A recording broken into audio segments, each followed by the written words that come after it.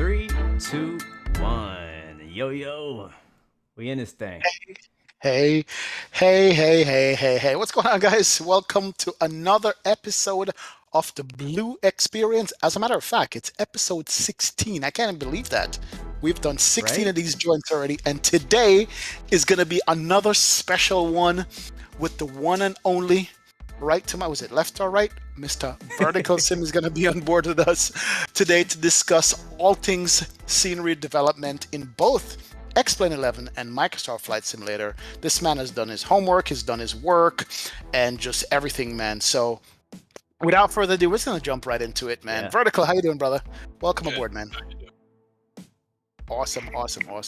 So real quick, I met you for the first time in 2019, and I'm not sure how many seniors you had then, but between now and then, bro, you have a lot of sceneries out, and we're gonna want to know how you went about the process of getting through all of those.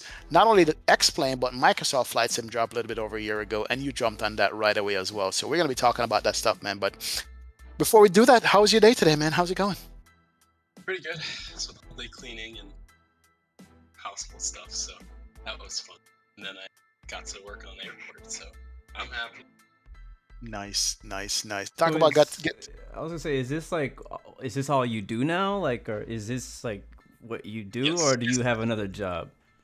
Well, I'm currently in school for IT, so you know. So you're a Other than professional that, student. yes. Wow. I mean, like, you just talk about doing little things and get to senior development. I mean, how many hours a day are you spending on this? I say at least. I mean, since I'm a single man studio, probably a good 6, maybe 6, 7. I try to keep it to your average like 9 to 5 work time. So Wow. can't overwork it. Get burned out fast. So I I can talk Yeah. more on that later. So would love to. So, I mean, let's start from the beginning. Let's go all the way back. Vertical. How did this begin, man? How did you start developing sceneries? When did you get into simulators or flying or airplanes? And are you an airplane geek? How did this start? so I remember my first thing. I was actually right on the tail end of when X-Plane 10 was being finished with, and I think X-Plane 11 had just came out. And you're flying around doing your thing and whatnot. And I think it was about the time that Zevo came out. I was, because being from Tampa, there's never any Tampa scenery. Mm-hmm. So I was kind of like, hey, maybe I can make my own airport. And so like I tried to convert Fly Tampa's Tampa, and I was like, no, it's not working too well. So then that's when I'm gonna make the freeware Tampa. And I spent a good 2 or 3 months on that. Learned the ins and outs of WED, what X-Plane uses.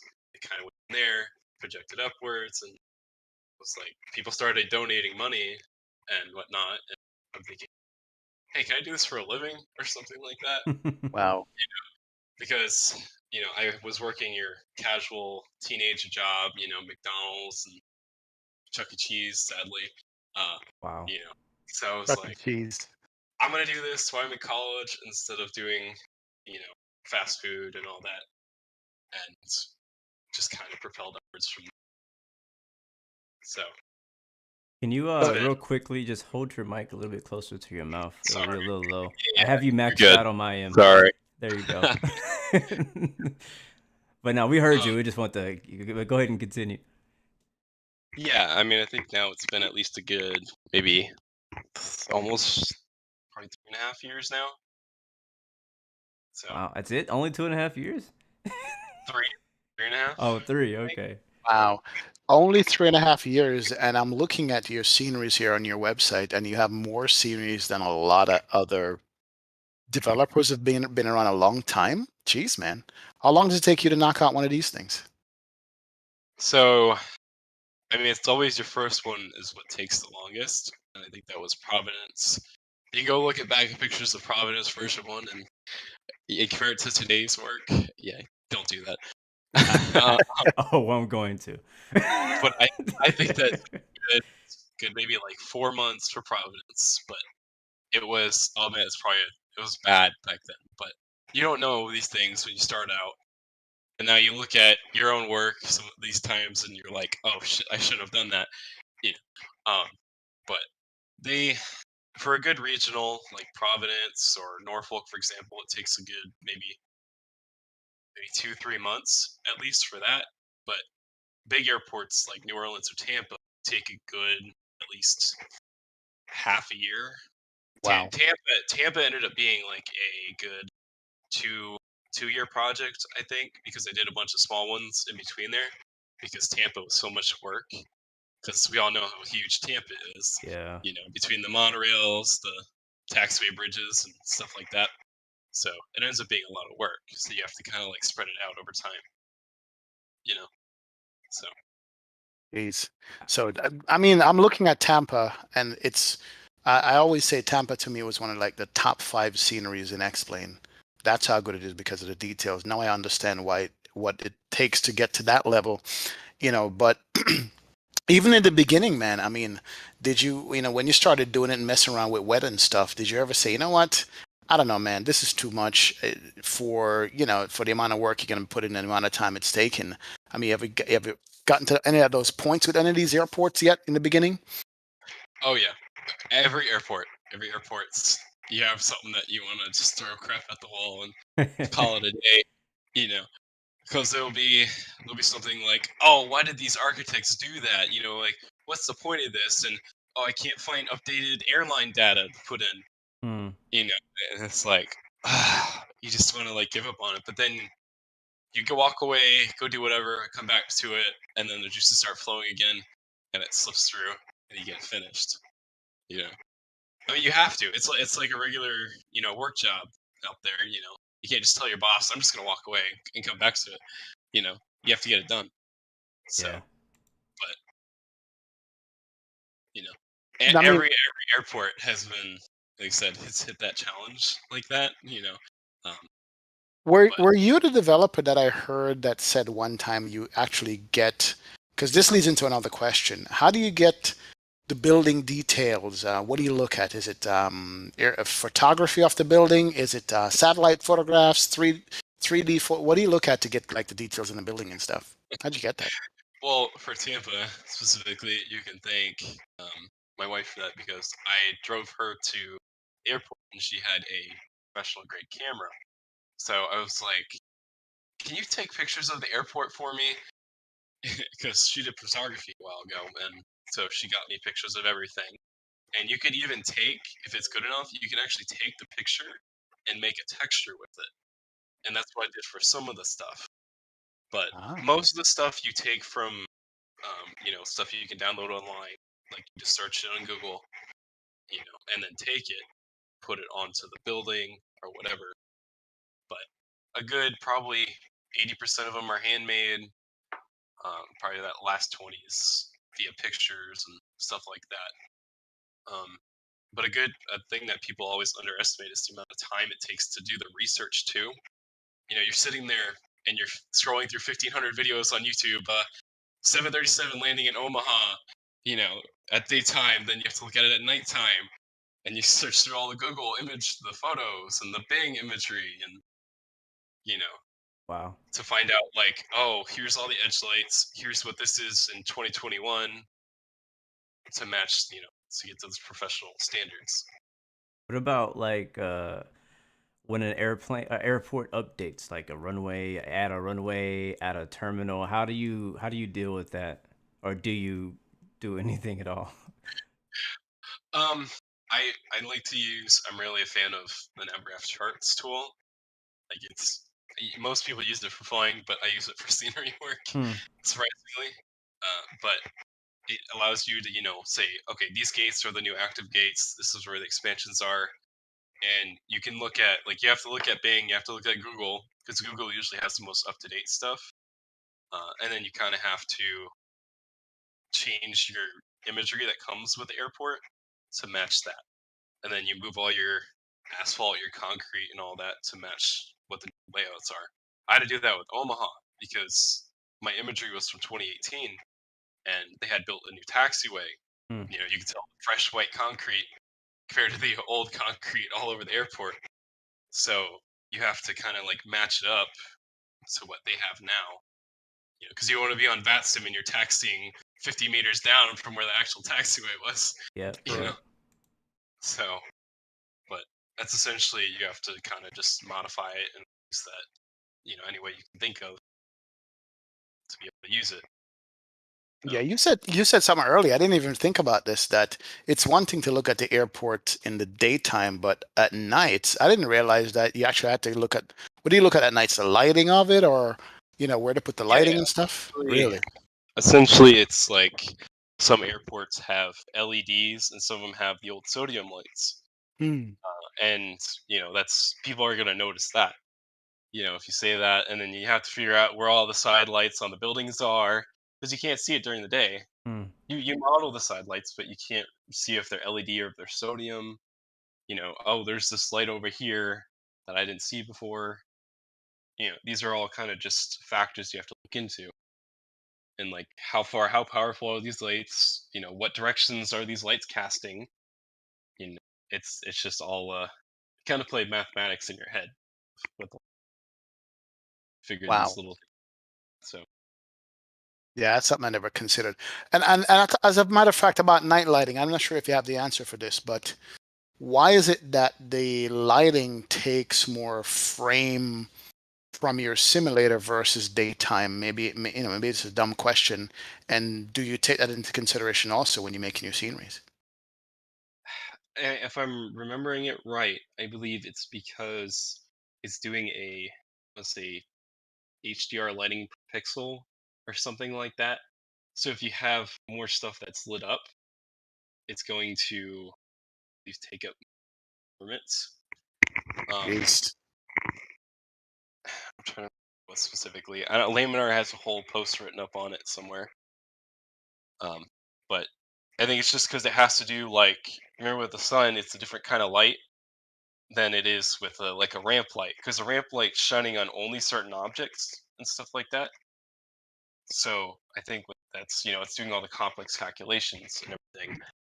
So that's at least my answer to it. There's a Jeez. whole post written up somewhere, but Gotcha. Yeah, I'm just thinking about it. Laminar could have just faked it and would have been all good, but they had to make it realistic.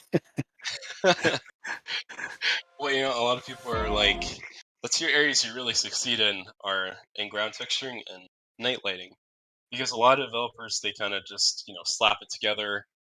That's that, you know. But I like to sit there and make sure everything's like what it would be in the real world, you know. Like ISP. Who's ever seen red edge lights? No. But it's like that's the thing you look at and you're like, oh, okay, I should probably do that, you know, to match the realism standards. But a lot of developers won't do that, you know.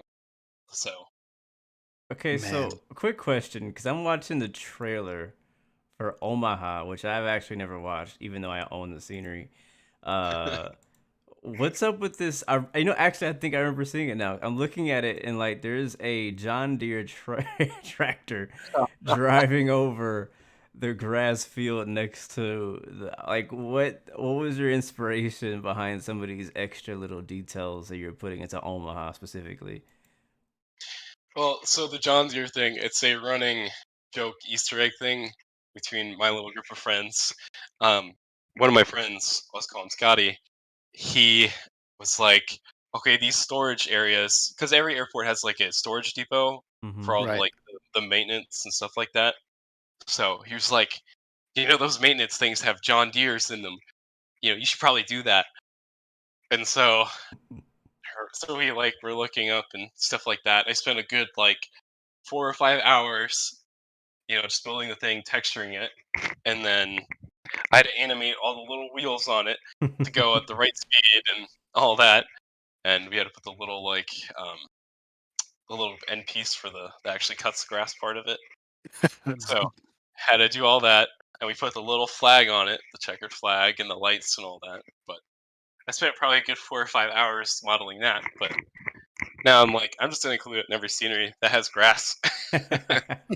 Well, you have the model now, so you could definitely do that. What about what and you talked about the textures and like for example in Tampa because it's kind of like your home airport. You're able to go out there with your wife and take photos for resource photos, things like that. Like how do you? Because I mean you make scenery for all over the United States and other places as well. How are you traveling to like Providence or Corpus Christi, Spokane? Are you traveling to these places and getting your own reference photos? Or are you getting help from somebody else? I mean, like I was telling XP, it's mostly just down to like a lot of research. Like Bing has their bird's eye view, and Google Maps, Google Earth has their 3D views and stuff like that. And you sift the internet through all these photos, um, and then you kind of say, okay, that's brick, that's corrugated metal, things like that, and then you do all your models and your pictures that you got, your reference images. Trust me, there's places like that I don't want to do because there's no reference imagery, especially out in like middle of nowhere Alaska. There's only pictures you have to go off. But Right. when I model, you have to like Google Earth. You can actually they have a measuring tool, so you can take it and say this building's 5 meters tall in real life, or this building's 16. This little light's 10 meters. Just kind of thing. So, but as I said, it's just a lot of research. I It's mean, just a lot of picking. what Sometimes you have to kind of like make your own kind of thing. Like say like that may not be it. I don't really know the answer to it, but Yeah. this is what it's. So are you a one-man team or you have other people working for you? I'm mostly like 90%. I'm a one man team, but the person I messaged with the John Deere, Scotty, he's been helping me out with some of the stuff because this year's been a very busy year. So um, So have you yeah. ever thought about like growing the business of Vertical Sim and maybe expanding and allow like collaborating with more developers or bringing them under your wing and kind of producing things faster or more quantity? I know you're more quality over quantity. I would never see you as a quantity person, but at the same time, like we're looking at, I mean, think about the other people out there, these other teams that we're up against, like Orbix, for example, the Gaia. They have like 20 something. I don't know. I'm just making up numbers, but they have like big teams of people who are just developing and kind of all pitching in. Do you ever think of growing it that way, or do you want to stay more, for lack of better words, mom and pop shop? Um, I mean, right now with the way it's going right now, it's projecting very fast, and I'm super thankful for everybody. Every your guys' support. Canada. You guys are pretty much the reason why I keep doing it. Because I could just run off and get another job and do whatever. No. No, But no, no, no, no. No, no, no, no, no. Yeah. well, one thing we've been talking about between me and my friends is that all these other teams they're only doing like European airports. Yep, Like yep. if I remember, like literally me and Short Final or Mr. X are the only ones doing United States airports. So it's I was like gonna say that. I mean, I don't mean to cut you, but I was gonna say that I think you're the developer with the most US airports made, if I'm not mistaken. I well, think you have what, 15 for X-Plane already? it's some, and that's not even including the freeware ones that I've done this Right, year. We exactly. haven't got there yet, the freeway. It's true. You know, and so I mean, but guys, let me tell you something. Take a look at his website. I'm gonna drop a link in chat. Just the way the website is presented, but you can get a chance to look at all the sceneries that you didn't realize that Vertical did. And I remember talking to you a while back, and you were saying that you were going to concentrate on doing the regional airports, which is what is. Would you say that that's what you concentrate on most? Is that's the regional airports over the big ones? Um, I think lately, I think I'm more shifting into the class. What is it? Class Bravo, Right. class Charlie airports, like kind of like Tampa, Omaha, and stuff like that. Um, it's just like you look at a European airport and you see the big ones, and you're like, they only got a giant large terminal, but because private ownership in the U.S. is so big, you look at like, for example, like Nashville, you have like 1,500 hangars plus the terminals and stuff like that. So it's a lot of work for the bigger ones, and they take more time. So I kind of like to mix it up a bit. Like I don't think I'm gonna go as large as like a JFK or something like that, but otherwise, I think the regional has a market because there's so many big airports already compared to how many regionals you have. Not very many. But the True. regionals are in really cool spots that you don't think about going. Yep. Yep. I I mean, agree. even locations of like Omaha. Like, what other Midwest airports do you know besides maybe like Denver that you can go to?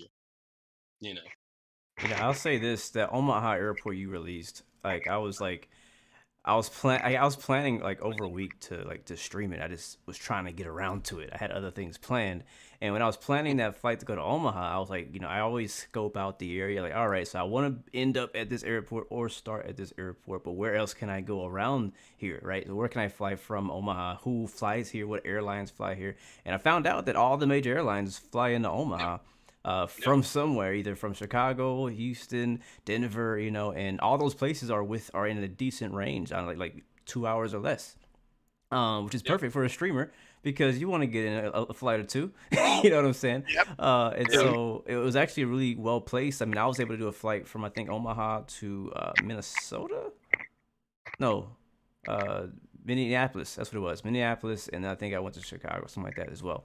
And so it's just well placed, and I kind of like the target you're going for because, like you said, we have the LAXs, we have the JFKs, and yeah, we have decent and good versions of them. But the issue is that we're not getting those in between airports because airlines are not only flying to the LAX, not only flying to those major hubs, but they're also branching out to the other places. And in Europe, like you said, like you see, like you have like London Heathrow, you got the Stansteads, you got the Gatwick, yep, and then you got a lot of little fields that people are coming out with. And there's so much scenery coming out for Europe. And I feel like us in the U.S. and North America in general, we talked about this an episode or two ago, about the lack, and I think we were specific about Microsoft, but it's the same issue on X-Plane where U.S. is just lacking the amount of variety of scenery that the like UK and Europe are getting. And I think that what you're doing is really helping that to give us scenery like Myrtle Beach, like Baltimore, like Omaha, like these little. They're not all small either. Not like we're not talking about yeah, small little fields you're only gonna fly to in a private jet. Like 737s are landing here. We're getting cargo routes into these places as well, so you can fly heavies into these airports. It's just they're smaller, less known if you don't live in the U.S. or if you do live in the U.S. Like for example, when you released Omaha, I was like, where the heck is Omaha? Let's go Google it. I had to go well, it's look it funny. up. I was like, it's in Like, I Nebraska? really, Where's Nebraska? yeah, yeah. Well, as I was saying, it's like people, they've never been to Nebraska, so like Omaha is kind of the perfect thing. And Omaha has 500,000 people. I didn't know that myself. Wow. You Only know, 500,000 people? The whole Hey, city? man. I mean that's just the city area. Sheesh. But it's like I call it like the gaps, and it's like anything like to the right of Denver or left of Atlanta that's all missing, or kind of the like Charleston, Savannah area, you know, um, all that's kind of missing in the X-Plane. Like you already have your SFO, your LAX, like Yep. XP said. You already got your Denver, your Seattle, and all that. So it's like forget it. Like I'm just gonna do something that is not done yet. Yeah. Yep. And Yeah. that's a risk on your part, isn't it? That you invest time in doing an airport that nobody heard of the city, but you're going to do it anyway. Isn't that so? Yeah, I mean you could tell because like you compare, uh, say like Corpus Christi and Fayetteville. They weren't like huge sellers, but they're neat because they're different. You know, how you like? I think what did you do? You flew the Aerosoft CRJ out of Fayetteville, I think, if I remember. But it's Yep. like that small airfield that how many Yep. times do you have to visit that? You know, Yep. it's just That's the something one that. different. Yeah, that's the one that you had an alligator on the taxiway in the water I think close that to. was Norfolk. I think that was Norfolk. That was Norfolk. Yeah, but he had a You think he had a tractor? He had an alligator on one of the sceneries where there's a guy trying to pet an alligator. which It's is amazing. crazy, you know. But look, I mean, look, part of that, I think I'm to blame as a streamer because I got accused the other day. Somebody said, "Oh, do you only fly to Atlanta?" And at I first I don't was, worry, That's don't worry. hilarious that they said yeah, that. I so don't worry. Yeah, yeah, and I was upset. And I say, you know what? It's probably true because I do tend to pick major airports, but a lot of times I don't realize that there's all these little smaller ones that I could fly into, and then you've got at least 15 of them. So yep, that's something I'm yep. looking to doing more often than not. But like I said, I mean, like Boise's, it's a good choice. Um, because it's how many times do you have to fly to Idaho, and it's perfect because you got Salt Lake, Denver, Seattle, all within arm's reach and whatnot, and all the Q400 guys are gonna go crazy. So Yep. you know, those kind of like you said, those kind of hole in the wall airports that you don't normally go to. That's where I've Oh, kind of found myself. right? Like Myrtle Beach was a major hit, surprisingly. Like everybody, loved Myrtle Beach, but it's like how many people know about Myrtle Beach, you know? True. So, but Yeah, who knew? Who knew? And say that to say this. I mean, let's branch off here. And then a year ago, you're seasoned X-Plane now. I assume that you know how to use X-Plane. You're good. You know how to make scenarios for X-Plane properly. You're good. All of a sudden, here comes Microsoft Flight Sim. What did you say to yourself? Was it, what was that transition like? Because you're making scenery for both Sims now. How was that? yeah, well, if I remember it right, that was I think I was in a hotel room with Captain K-Man, and that trailer came on during the expo. I think the tail end of the expo in It was 2019. the I think last is night. It was the last night. when it was announced. Yep. So we are all kind of watching it, and we're like, "Oh, is X Plane gonna be over with? Is that the end of X Plane?"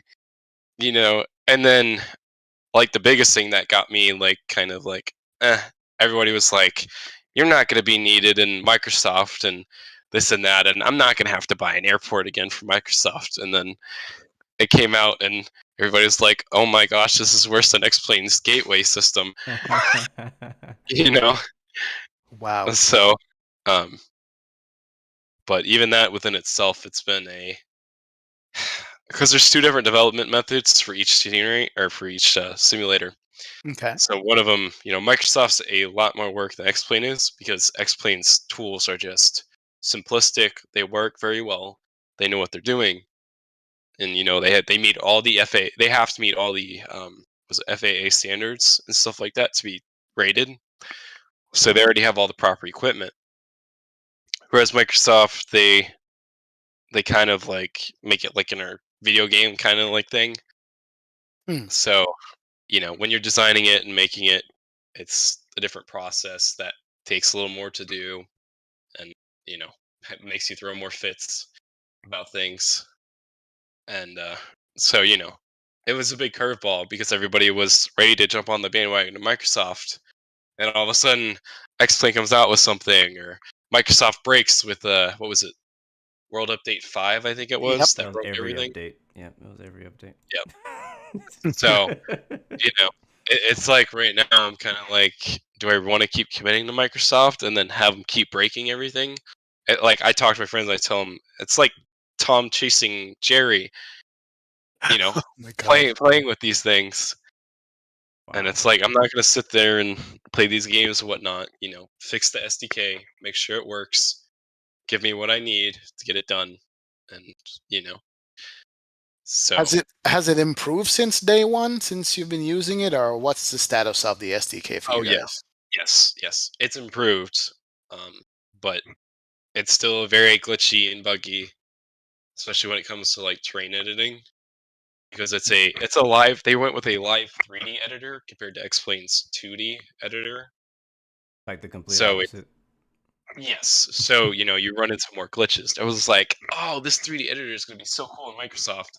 Ends up being more glitchy than the 2D one, you know. So, but I mean, I will say like Microsoft's lighting engine just it can make the ugliest textures look good. Ah, So, nice, so you have a lot more wiggle room. But nice. so But I mean, I'm looking at your website now. 2468. You already have 8 sceneries from Microsoft Flight Sim.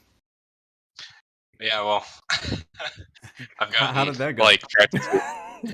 Tell us about that.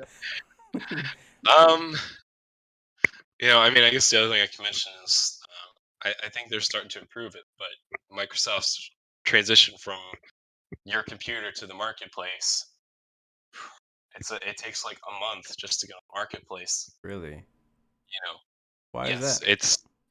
I guess because there's so much stuff coming out for it that they don't have enough people to do like testing with it, because they have to do a testing phase to make sure it works, and then they put it in the store.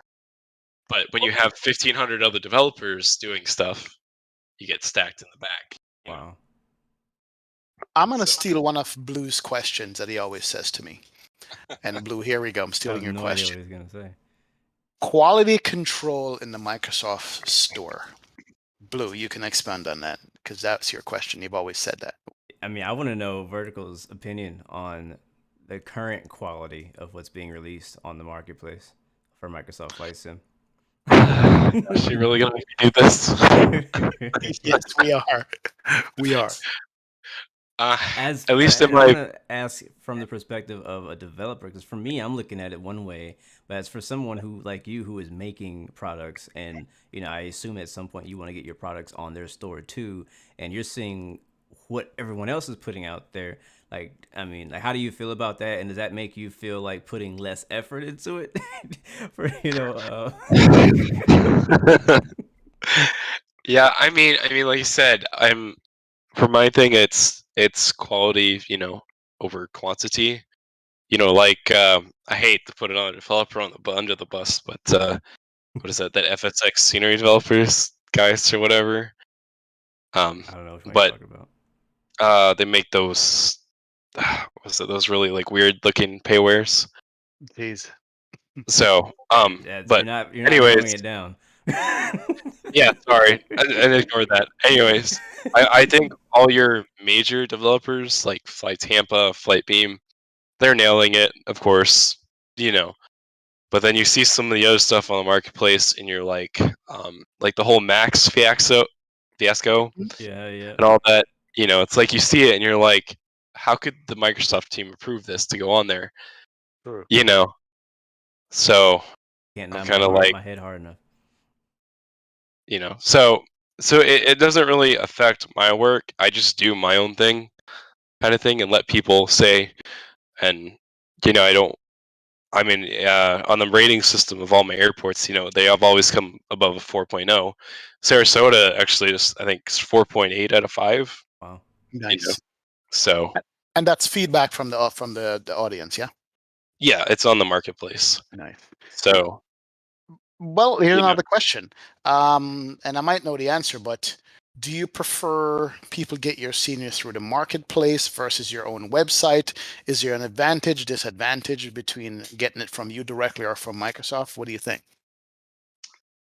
it kind of works both ways. Most of the time, I do try to make it cheaper on my site. Um, but when you sell in another store, just like a company sells in Walmart, they take their fees to make money, of course. So they'll be more slightly expensive on there. Um, but overall, I mean, it's really up just to the consumer. Some people are more comfortable with X-Plane Store. I've spent a good time making my website more accessible, more user-friendly, modern, So, like I said, I mean, it's really up to the person. Some people like to have all their purchases in one place Yeah. and everything like that. So, but most of the time, it is cheaper to get directly from the developer. Gotcha. And now, I like to throw a shout out if I could, because I don't know if you guys use the Contrail I app. knew you were going there. I knew it was Nice. Yep. coming. Yep. So I actually, he messaged me and say, "Hey, you want to be on my store? You do a good job." And so he's absolutely my favorite store to work with. Yeah. He's always on time with everything. He's very prompt, straightforward guy. And the app he did is just amazing. It's I like to say it's even almost better than Orbix's thing. But anyways, that was that good experience, Yeah, and we were actually just talking about Contrail a episode or two ago about how it's just how much as a as buyers how much we liked it and how easy it is to access your favorite developers sceneries and stuff like that. I wish that they would also branch out and have an X-Plane side of it too because it's just Yeah. so I easy it's funny you to get mentioned it. that because I'm actually in talks with him over that Ooh. right now. So, You heard it here first, but guys. Who might get but X-Men and contrails because of Vertical Sim. It's good. well, I mean, it's either gonna be through there, but I am working with I builds on their Ooh. name manager too, Nice. so my stuff will be on there. That's looking pretty good from what I've seen with it so far. Um, so really just have to Well, wait and see. But tell me if I yeah, make sense or not. I don't like to buy sceneries from the Microsoft Store because one, in order to get said scenery, and I could be wrong, you have to have the sim running. I prefer to my scenery management, like I could just go to different sites, download them, and then drag them and drop in my community folder. Versus with Microsoft, I feel like I have to load the game up to get the scenery. Is that correct? That is Am I correct, wrong? actually. Yes. yeah. If you're Yeah, buying for the marketplace, yes. in the marketplace. I So honestly, at first, I liked the marketplace idea better because I could just click on it. It drops it right into my folder. I don't have to worry about unzipping anything. Like it was super easy. But I agree with you there, where you have to like if you hear that Vertical Sim has a new scenery out for Microsoft Flight Sim, you want to get it as soon as possible. You got to wait 30 minutes for Microsoft to load, and then you get into Microsoft, and then you get in the marketplace. You go and you find it. If it's not on featured, you got to go freaking like filter through it, find it down, and then you got to download it depending on how big it is. But I mean, I like the ease of use of the marketplace, but yeah, I do agree with you. yeah, I don't like that you'd have to like. I wish there was a way, kind of like Contrail, kind of like the Orbix store, where you could have an like a out of the sim hub to download and buy your scenery and not have to because I mean again I know I kind of talk down on the sim market and I know those guys work hard to make that website what it is, but I'm not a fan because I feel like I don't know, I like the organization of it. But I feel like my scenery, I don't like having my scenery so spread out. That's why I like the store, the org store, for so long because everything was coming out there, right? We knew I was gonna get it there. I Yep. had this super long list of add-ons that I bought there. I'm earning points from getting it. Matter of fact, I told people this. I actually used my points on the X-Plane store to buy a whole A350. Like that's how many points I had Hey. on the store for free. Jeez. I got an A350 completely for free just off X-Plane store points. And so yeah, I was a centralized person, so I didn't like having to go to the store for one thing, go to Vertical Sim site for one thing, go to Oryx over here for one thing, go somewhere else, and then now it's all spread out. And then think about what about updates? How you gonna keep up with that? So Yeah, I mean, like I said, it's that delay to the marketplace is the biggest thing that like hurts the developers because it's not only it takes 30 days to get on there at least, but then it takes another 30 days to receive any like money from that Yep. mm, from those sales. wow. So it's like try paying like a rent or mortgage doing that. It's like it's very hard to do. Yeah, we're Wow. like, yeah, hit me back in 30 days when I get my cut from Microsoft. Yep. Yep. Minus fees and taxes. Yeah, I think Contrail for me is like the happy medium between, whatever. Every. But Yep. your website visually is stunning, man. I'm like, man, who did your website? I love the rolling thing. We need to talk when we're done. I like your website. Yeah, well, I But actually built it all by myself. You know, nice. You could go I to mean, web development too. Just saying. yeah, it's IT. It's all IT. Yeah, There you it's go. So true. That's part of his Well, major. talking about stores, talking about Microsoft, and talking about X-Plane, let's talk about prices. Somebody said to ask you this in chat. What's the difference in price, and how do you determine price between X-Plane and Microsoft? Because I feel like Microsoft tend to be less expensive. Is there actual reason for that? I mean, can you talk about pricing at all? I mean, how do you price yeah, stuff? yeah, yeah. Explain. It's always just been a standard pricing level because nothing's really changed ever since then. I mean, I think. I mean, the main point being that when Microsoft came out, and as soon as Flightbeam dropped Denver or whatever, they dropped it at a lower price.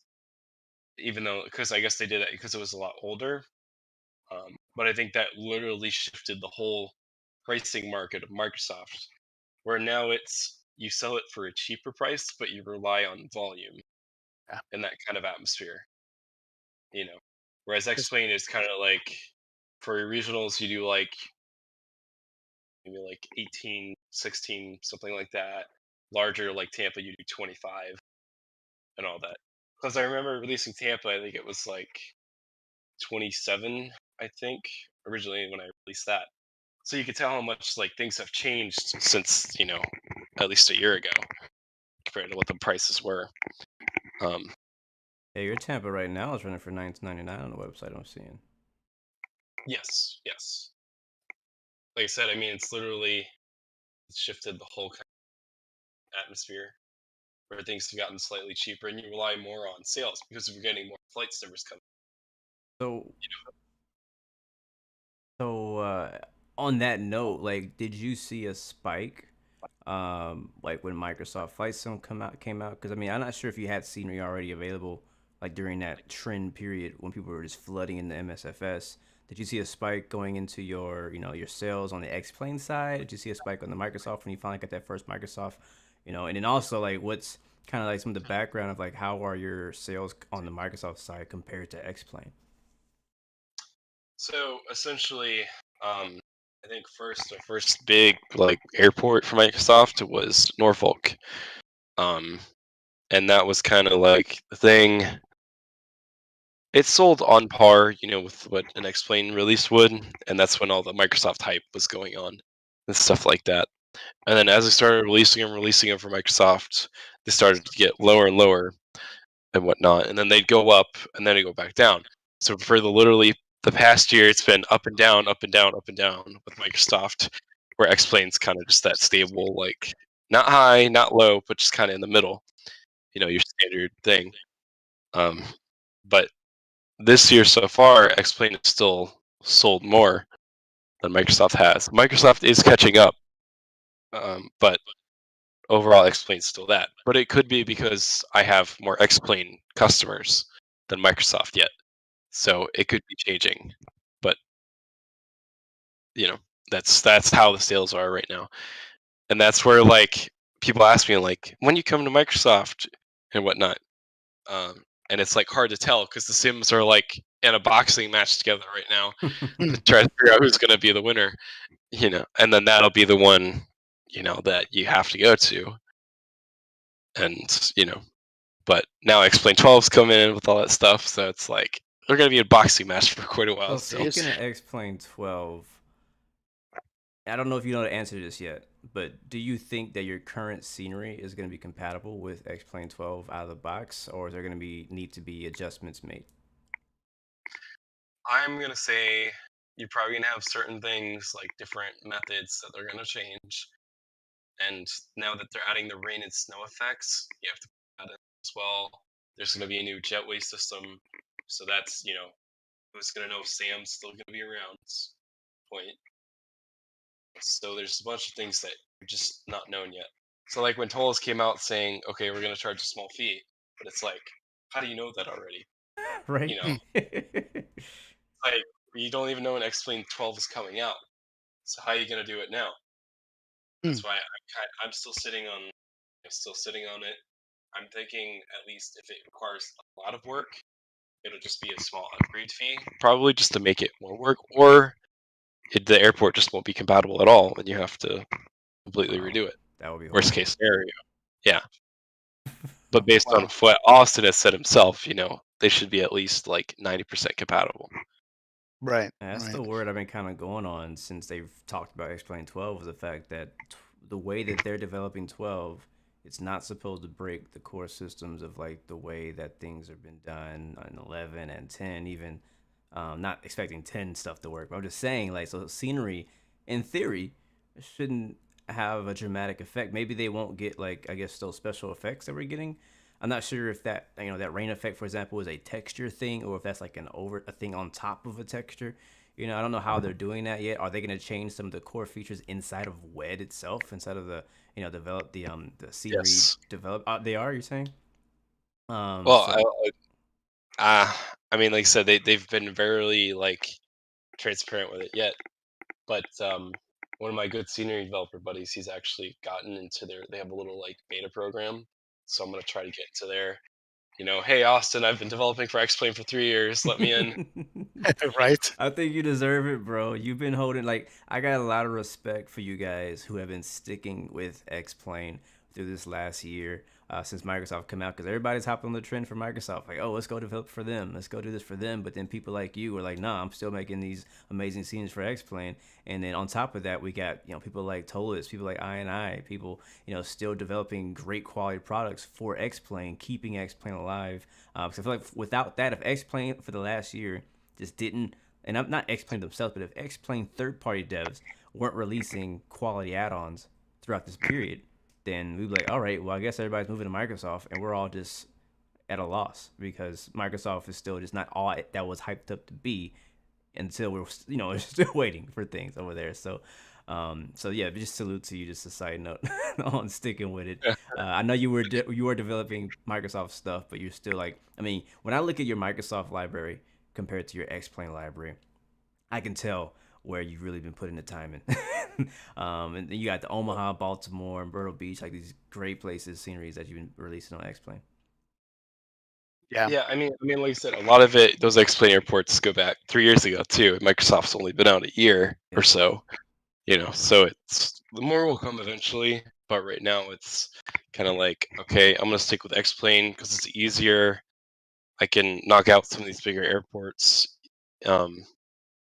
And like I said, I mean, I just can't rely on Microsoft too much right now because they break constantly. So, but I'm sure more will be coming when PMDG and stuff like that get into the game. And there's that. If Microsoft allows them eventually to get stuff done, but Right. you know, And your so your your sceneries can work on Xbox as well, correct? yes, I believe Norfolk just went on there last week. Okay. So I'm trying to get all of them shifted to Xbox right now So, too. Art, what kind of extra work do you have to do to get to work on console? So they actually did something pretty well with that. They gave us our own little utility that measures performance on a console versus a computer. And you Ah, can look at that and say, okay, this is how much VRAM this is using. I maybe need to take that, 4K and turn it into 2K and stuff like that. Um, but because the Xbox has very good hardware now, it's, you really don't have to do that much, and it's pretty good. wow. But so, you know, it's just kind of I check it for optimization. If it's good, just ship it right off. So it's You know. basically like you kind of look it over, do a quick optimization test, and what you just press a button and it sends it to Xbox, or is that easy? well, well, it exports it to a folder. They have to go into Microsoft Teams and give it to their teams and all of that, and then it waits 30 days in their queue, and then it gets on there. Wow. And Wow. do you get like a shipping date with that? Is it like a tracking number, or are you just sitting around like, all right, it Nope. might be out You next just sit month? around. Yep, yep, yep. Basically, it's Jeez. unknown. That So Wow. sucks. I get they supposedly hired more people, but you know, I You know, just don't know.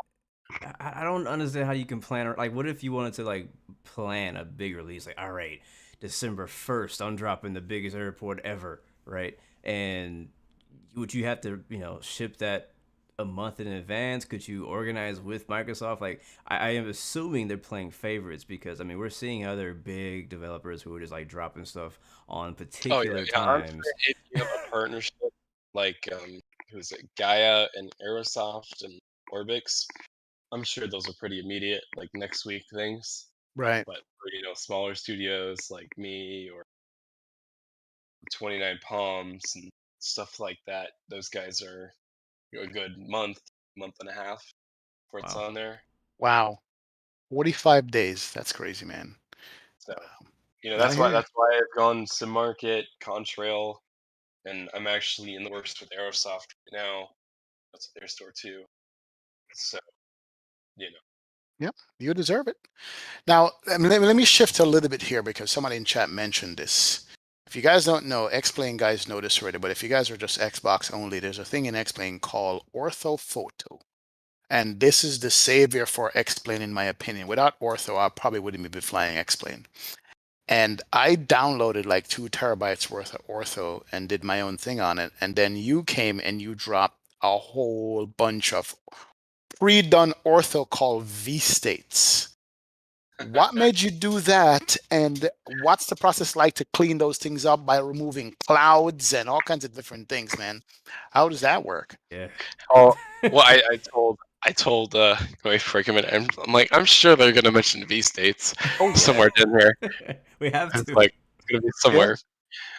So essentially, what had happened was I was trying to download Ortho, and who's it? Fork Boy, I think it was, is the other one.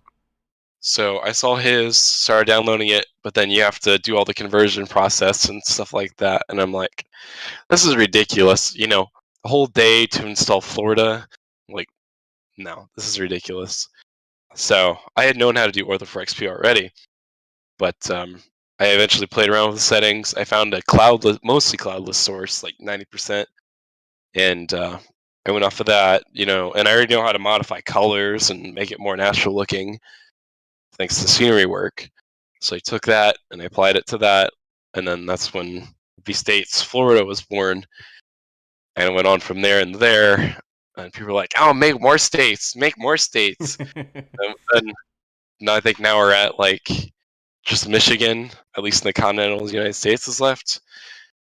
So, And you did but Nevada, right? That was recent. yes, I yes, thought so. Nevada. I think Nevada was the last one. I think, or was that Washington? Maybe it was Washington. Um, but essentially, mentioning the clouds. Thank goodness is mostly cloudless, because there's a lot of textures you have to sift through. But you sift through all the textures for the state. You see clouds, you open it up, you pop it open in Photoshop, and they actually have a really neat like brush tool, that you can actually, it'll just Photoshop it right out for you. Wow. So it's pretty much an easy bait and switch. Yeah. For you guys who want to fly X-plane, but the ground textures look like garbage, I mean, V-states is there. I've been accused of not using V-states because I had my own ortho, but I do have V countries though. I have Jamaica. And every time I fly in a Jamaican X-plane, it's like, wow, where'd you get that? Whose ortho is that? That's yours. What I, other I country think you I have? think it was Geo that motivated me to do Jamaica. I think so. You can give him the I cohorts. actually replaced my ortho with the V States ortho because I had been generating ortho for years, like for all over the U.S., trying to just get patches of the areas that I fly in the most, and I was like, V States covers the whole darn state. I'm just gonna delete my stuff and take his. So I literally just deleted all my because mine weren't color corrected. They had freaking weird color lines and clouds going through them. And they were also just not organized. One of my favorite things about V States is that I can put a folder, or is it, yeah, folder in my custom scenery folder called like Colorado. And that's all of Colorado. Before, I had all of Colorado, but it was like a million folders of numbers for like GPS coordinates. So like I like this better because now I can, like, if I really wanted to just turn off all of Colorado, or if I wanted to get rid of it for some reason, I knew where it was. So for me, that was one of my favorite things. Yep. Yeah. I mean, like I said, I wanted it to be optimized. I don't want to kill frames, but I want it to, and I didn't want it to be a large file size, but I want it to be, as high res as it could. So I just decided I'm going to cater to the airliners, the simmers, and not the GA pilots because that's too much space that everybody doesn't have. Right. So And if you um, want What? higher What? quality, you could just make your own. That's kind of what I did Yeah. too. Is yeah, there were yeah. certain areas that I was like, all right, well, this is really dope for like if I'm flying over Kansas. I was like one stop I'm making Kansas. No offense, anybody. Um, but if I'm in my hometown though, I want the area around where where I'm familiar Exactly. with a higher quality. So I went and made my own ortho for that area. Wow. What zoom level did you say it was again? V-states? So most of it is 16 and then 17 around major airports, Nice. and then the flyover states like Nebraska is mostly in 15, Nice. and then it gets 16 as you get closer. But like I said, I want to do the flyover areas in lower res because 30,000 feet, you're not going to see someone's Toyota Prius parked in a parking lot. You know, so I Yeah. decided that I'm going to save people space and do that, and it seems to have worked well. So Right. I'm looking at the map right now on your site for the coverage map, and I don't think you updated it in a little bit. Because I Yes. see that Nevada is not shown that it's in here. You said you're working on Michigan still, right? So that's a work in progress. Um, Yeah, Michigan's like halfway right now, I think. so are you? Do you have Minnesota, Louisiana, or Montana? Yes, yes, those are all in there. Okay. That map really needs to get updated. I was Yeah. trying. I was trying to see if I can get in touch with someone to make me an actual like thing where you can click on the state Oh, and hit that's download cool. That and would be whatnot. that would be great. So I gotta figure that out. But Have you done the West, like Washington, Oregon, California, any of that? yep, it's literally only Michigan that's Okay. left Okay. in So the you have continental super U.S. out of date. Okay, good. Good to Yeah, know. All right, cool. I hear you. And V countries. Don't forget V countries, Yeah, Jamaica and yeah. Jamaica and Ireland. freaking Ireland. Why Ireland of all places? Um, I Must have mean, been one guy. It must have been one guy in your chat or your Discord.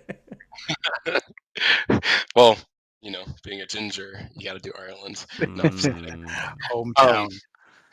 so essentially, I think I actually just said I want to fly to Ireland one day to Dublin or whatever, and I was like, there's no scenery for it and whatnot.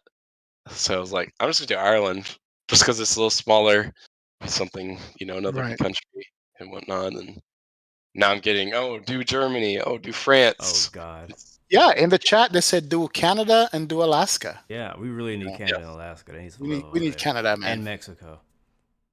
Yeah, just keep going. The Oh, whole Mexico. The whole Canada.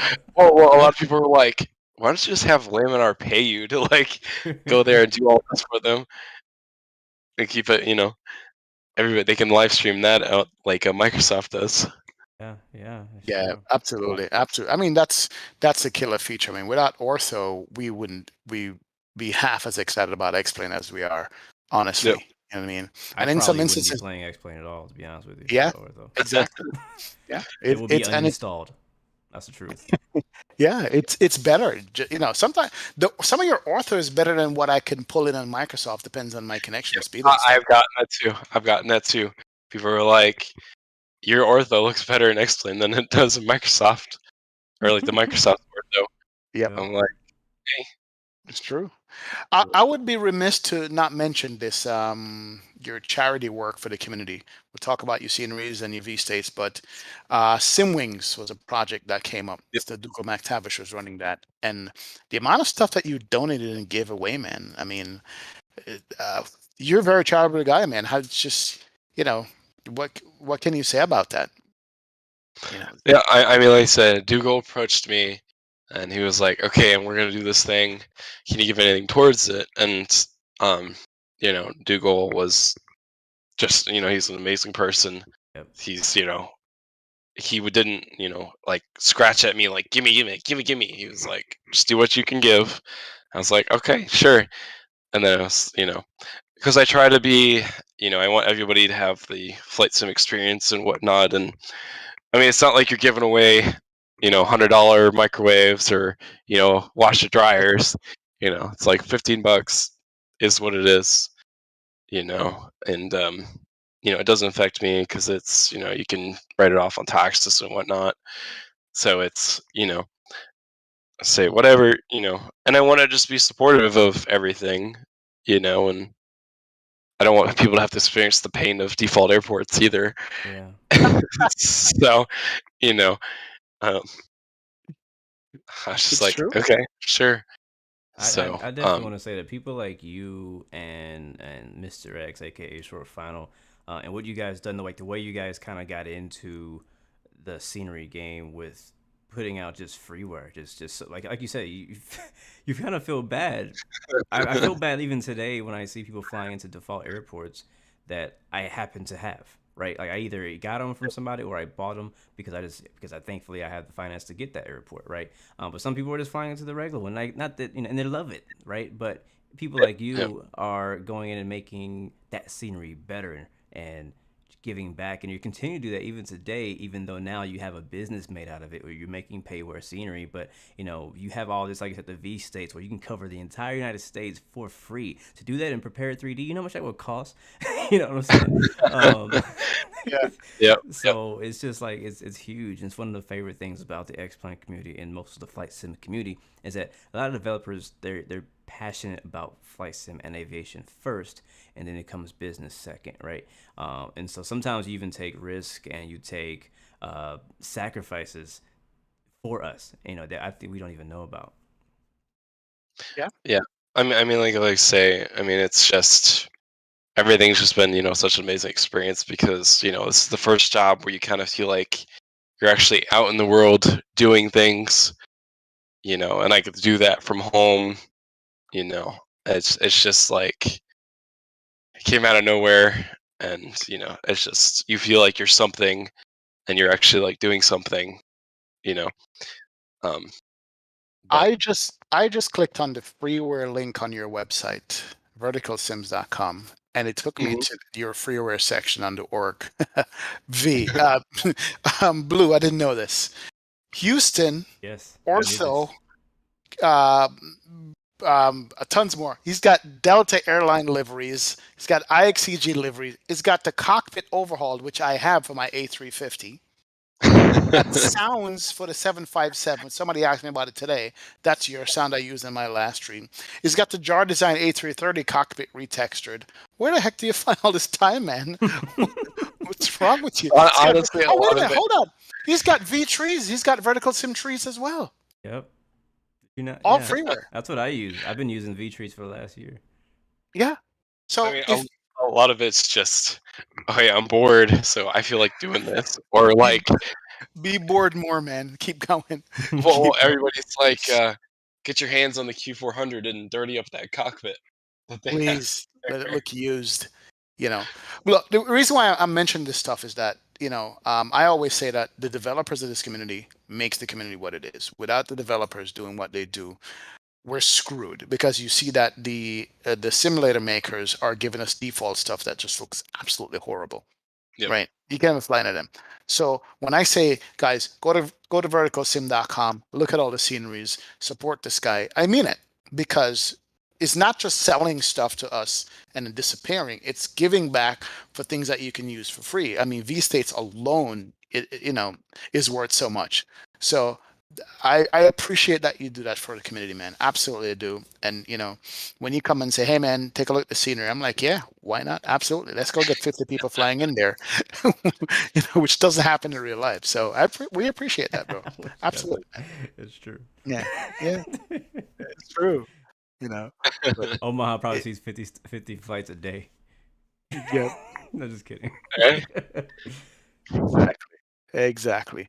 Real quick, I mean, I guess you mentioned it before. Let me go back to senior development. I mean, even though Microsoft is frustrating to develop because of the tool, which is at the end of the day, if everything was working correctly between both sims, which is easier to develop sceneries for? If everything was equal, So if everything was equal, right? Everything is working. everything's working. Excluding mesh, it would be X-Plane. I'm Really? always saying that, yes, because the tools, WED is just Blue has used it. WED is such an amazing tool. I mean, I've had thousands of times where I've cursed at WED, but now it's evolved into this very nice tool that's compact and it's much easier. Like, if I'm on a laptop, I can easily just send the WED file over. Yeah. Whereas Microsoft, with their SDK, you have to install the simulator in order to use their SDK and their sim toolkit kind of thing. Um, but that being said, I would really like to give Austin a handshake and say, like, can you give us mesh tools for X-Plane? Hmm. So that way we don't have to, because you know how the issue is you have to build the mesh into the Ortho for XP tile in order to use it. And between having to clear the airport and overlay for buildings and trees and stuff like that, and then the mesh, it's a lot. You don't have to do that in any other simulator, you know. So it's like, why do we have Ju- to do it for Just to X-Plane? clarify, when you say mesh, because I think I know what it is, you're talking about the terrain, the hills, the Correct. slope and Yep. stuff. Like Okay, Tampa has that taxiway bridge. right. That's mesh. Right. Like the man-made hills and stuff like that. That's all. I had to do that in a very sophisticated way that took. Sounds extremely difficult. Jeez. Yeah. So there's no easy tool to do that right now. Somebody wanted to know what tool what's your modeling and texturing tool? What do you use for modeling and texturing? So I'm really embarrassed to say it, but first I actually used was it paint.net? Hmm. Like it's like a more advanced version of MS Paint kind of thing. MS I Paint Advanced. that was yeah. Oh gosh. And then I think I tried out GIMP. I was like, I hate this. And then after that, I got Photoshop, and I was like, okay, this is professional tools. This feels much better. And you see, like my texture quality went up like that and stuff like that. Um, but I've always stuck with Blender. Blender's my absolute favorite modeling software, and it's free. So literally, like I didn't have to learn anything besides what's on YouTube. Hmm. Where you take like professional gaming developing classes and you learn 3ds Max and all that, and those are like $500 a year subscriptions. Ooh. Just that. So Blender's absolutely free for everything. So I learned everything with that, and then now for texturing, I'm actually using what's called Substance Painter, and it's actually a live 3D texture tool that you can like add like PBR. Like if I want to put a grate on a wall or add dirt stuff like that, I can do it live in 3D. Wow. You know, um, unfortunately, Adobe acquired it, like they do everything else. So it's kind of iffy nowadays, but it's such an amazing tool, I was and it makes actually X better. actually So hoping to get Substance when Adobe acquired it because I have an Adobe subscription already, and I have like the major pack where you get like everything, and they added that yep, to it, but they didn't add that to my subscription. I was like, I have the everything pack. I think I should yep, get the rest of because you what have to everything is now. pay more. Yep, But you no, know. I was wrong.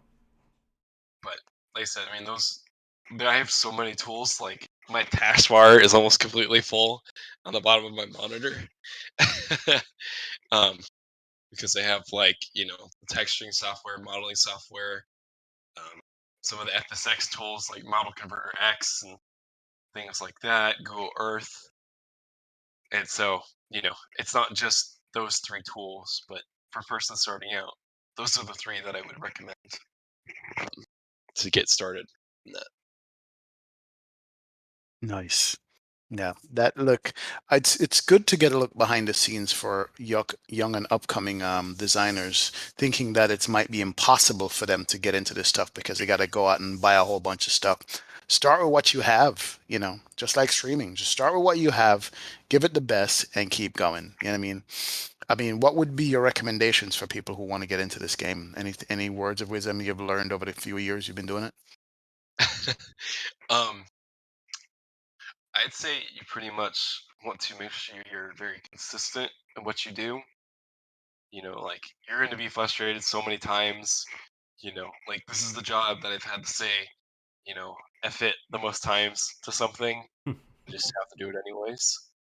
Um, like I've probably placed over 1 million baggage carts by now. So a lot of it's repetitive when you do like commercial airports. But I mean that being said, is stick with it. You're modeling and texturing. It's gonna suck in the beginning. Just with like anything you do, it's gonna suck. And I still hate some of my own work. You know, um, it's an artist qualm type thing. But you know, um, especially I'm really proud of like Tampa and Omaha, and all that. Now I can see it in my own light and say like, oh shit, I did a good job for once. You know, so but yeah, I said stick with it, learn it. It's gonna take a while to get good at it, just like anything. So So we talked to someone before. It was a developer. They said that they were just getting into add-on development, and their first product was basically crap, right? Um, and I mean, you kind of said the same. Like you're kind of like looking back at some of your first stuff. Now, I wouldn't say it was crap. I look at it today, and I think this is still pretty solid. But to your standards, you're looking back at like, oh, this is crap. But so, what do you say? I guess in addition to what you just gave new people who want to get into development, like what like at what point do you think it's okay for them to start releasing that content? Like you know what I'm saying? Like Yeah. if like what's the That's bar good. that people should start to either Yeah. give freeware, like, or should they start asking people for money for it? Because I think we have a personally, from what I've been seeing in aircraft and scenery on both X-Plane and Microsoft platform, I've been seeing times where I feel like I think this developer probably should have put this out for free, and then the next one maybe could have been payware after some feedback. I'm just being honest right now, like, and we all probably could think Yeah. of a scenery or a plane that probably should have been held back out of a marketplace or a store. And this kind of comes back to like that quality that they're letting into the marketplace, into some of these stores. Yeah, I There's a mean, question in there somewhere. well, I mean, at least for me was that I know Tampa wasn't gonna be payware because I didn't do any custom models with everything when I did that freeware. Right. But then people were like, "Okay, I'll donate for you for your time that you spent on it." Um, and then I decided at that point I was like, "Okay, I can make some money doing this," you know. And then at that point, it kind of just went to what it was now because I was able to start making my own models and stuff like that. So I'd say the good threshold would be when everything's custom. When you learn what a dot line, a dot pol is, and how to make lights and stuff like that, which like still it's all for free in Blender. And there's numerous like Photoshop softwares out there. So, I'd say when you're able to do that and not like some of these other companies that just throw down default assets and mix them in with some custom assets, Yeah. Yeah. there's good uses of like the AutoGen system and whatnot. But, when you're able to do custom, when you're able to, you know, think in your mind like, okay, I'd pay money for this. Is it comparable to like Aerosoft or Mr. X, and kind of not all the way. Like Providence V1 was not Mr. X quality for sure. Um, but when you're able to decipher that in your head, I think that's when you could do it. But you're gonna fail. And like I said, like Providence V1 and whoever you were talking about, it's gonna suck. But I mean, like when Apple released their first iPad, I mean, was that good? Compared to today's standards, it's just it takes time. Yeah, it You know, does. True. so it's like where some of the teams like Flight Beam and Flight Tampa, they've been in the game for almost like what 20 years, you know. So it's like sometimes I'm like my shit or my stuff looks like crap compared to them. But then, you look at it and like I've only got 3 years of experience compared to their 17, you know. So it's kind of like okay, and you can slowly start accepting it. That's that's when you start catching up to the big boys. You're like, this is respectable. I like this. This is Yeah. good stuff. Yeah. And And where then do you you, start seeing the shortcuts they're taking on stuff. Go ahead, Blue. I was gonna say, where do you because I think me and XP talked about this at one point, but where do you get the satisfaction of, like, when you're like, does it happen when you finish the scenery and you're looking at it from like a bird's eye view, or you're looking at it close up at the terminal, or is it when somebody posts a screenshot of it with their plane, or is it when you see XP flying 50 people in there? Like, where is it where you get like that I'm like that satisfaction? Like when we as flight simmers, when we fly in somewhere and we land, it was a beautiful approach and it was butter. That was like the best case scenario for you. Like, what is it? What is it for you? True. Good Well, question. I've actually joked about with my friends. We're like everybody's like we'd always get bad landing rates on like the airport streams and whatnot. So who was it the other day? It was Sorry, that's I think it was hilarious. actually you, Blue. I think it was you, It Blue, was that had a good probably landing. me. Um, so you know, You can say it. It's that okay. I happened. won't be offended. But it mainly comes down to when I see people using it and whatnot, and they're satisfied with it, and that's where it kind of hits you like, okay, I did good. I could be proud of this. People love using it. It's mostly a lot of the home airport people who live there who are kind of like, damn, like you did this very good. It looks like home kind of thing. So it's really when that stuff comes out, you're really like, okay, that 4 months of work, for this was worth it. And referencing your joke about being there for 20 minutes, that's another joke. You spend 4 months on a place you're going to be for like 20 minutes at an airport. True. So, but, like I said, that's just my satisfaction is seeing people happy with it, satisfied. Um, they enjoy flying it. They have a new destination to fly to.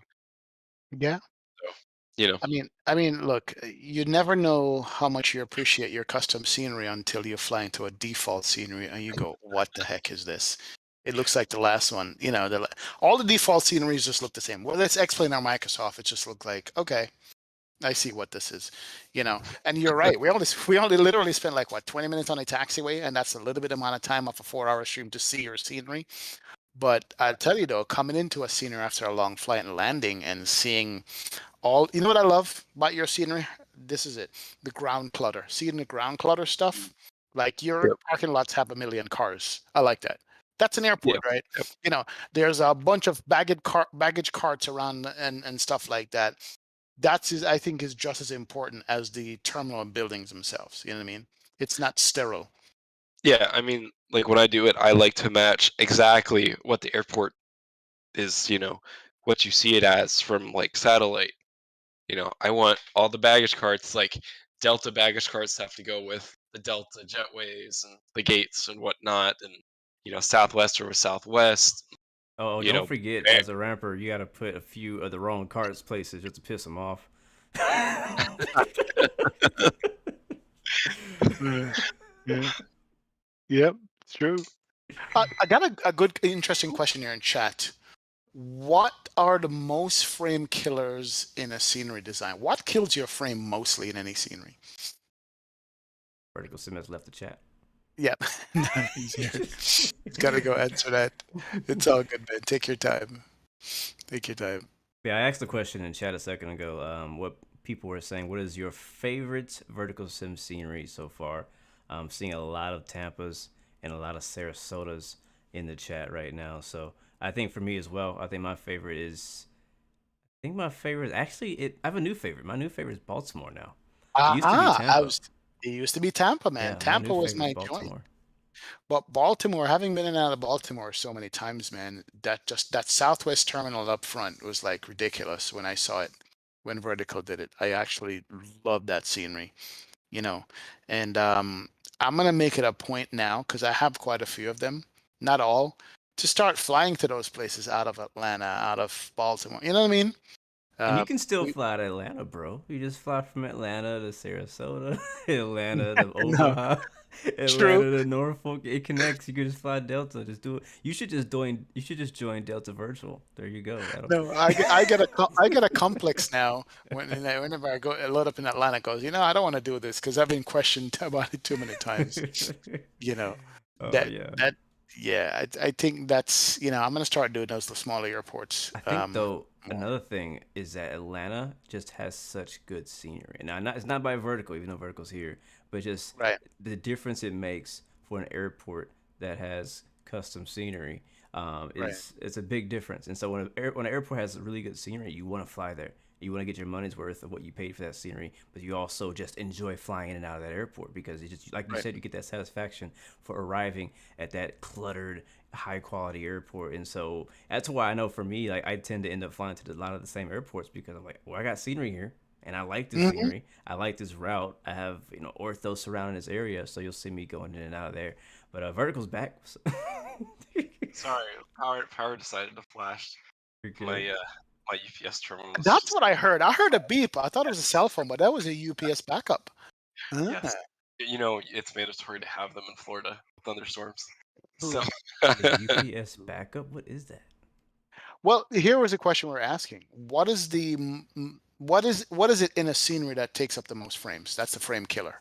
What causes that?